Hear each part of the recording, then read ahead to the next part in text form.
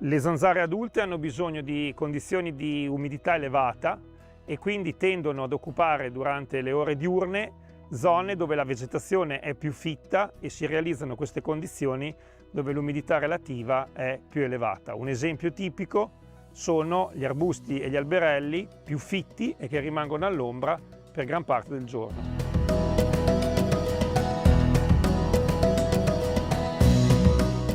Altra zona che le zanzare amano molto è la siepe di confine, dove si possono creare tante piccole aree ombreggiate che appunto le zanzare amano molto. Quindi anche questo è un luogo dove possiamo installare e far funzionare i nostri nebulizzatori.